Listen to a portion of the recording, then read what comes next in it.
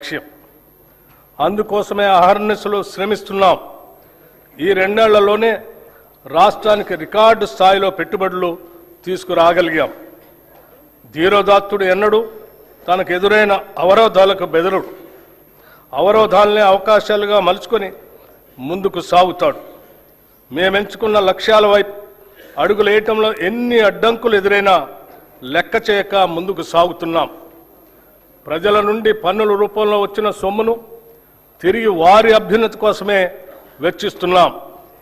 ప్రతి పైసాకు మేము కాపలాదారులుగా ఉంటున్నాం. ఆదర్శవంతమైన పాలనలో రాష్ట్రాన్ని దేశానికే తలమానికంగా నిలబెడుతున్నాం.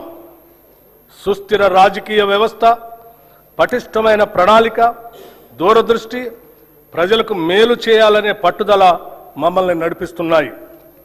ప్రపంచ పరిస్థితులు ఏ విధంగా ఉన్నా తెలంగాణ ప్రజానికం పట్ల, వారి అభ్యున్నత పట్ల అత్యున్నతమైన చిత్తశుద్ధితో ఈ బడ్జెట్ని రూపకల్పన చేశాం.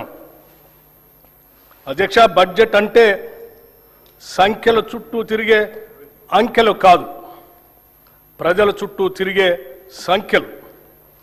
బడ్జెట్ ప్రజల జీవన స్థితిగతుల మార్పుకు దోహదపడే లెక్కలు. తెలంగాణ ప్రజల ఆశలు, ఆశయాలను నిజం చేసే సంకల్ప పత్రమే ఈ బడ్జెట్. రాష్ట్ర సమగ్రాభివృద్ధికి అద్దం పట్టేలా దీన్ని రూపొందించాం. రాజ్యాంగ విలువలకు కట్టుబడి పారదర్శకతతో పాలన సాగిస్తున్నాం. గొప్పల కోసం మేము అబద్ధాలు చెప్పం. ఈ ప్రభుత్వం వాస్తవాల పునాదుల మీద పనిచేస్తుంది.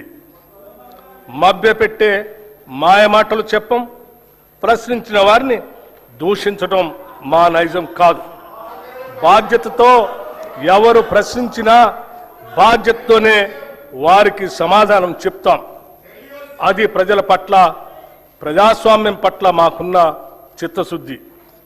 అనేక సవాళ్లు మరియు ఆర్థిక ఒత్తిళ్లను ఎదుర్కొన్నప్పటికీ తెలంగాణ రాష్ట్రం బూడిదలోంచి ఫినిక్స్ పక్షి మళ్లీ లేచినట్లు అభివృద్ధి దిశగా వడివడిగా ముందుకు సాగుతుంది. ప్రజల సంకల్పం, ప్రభుత్వ దృఢ నిశ్చయంతో రాష్ట్ర ఆర్థిక వ్యవస్థకు పకడ్బందీగా పునాదులు వేస్తున్నాం. ఈ బడ్జెట్లో రైతు సంక్షేమం, మహిళల సాధికారిత, యువతకు ఉపాధి అవకాశాలు, నైపుణ్యాలతో కూడిన నాణ్యమైన విద్య, ఆరోగ్యం, విద్యార్థులకు పౌష్టికాహారం, మౌలిక వసతుల అభివృద్ధికి ప్రాధాన్యత ఇస్తూ తెలంగాణను సుస్థిరమైన అభివృద్ధి వైపుకు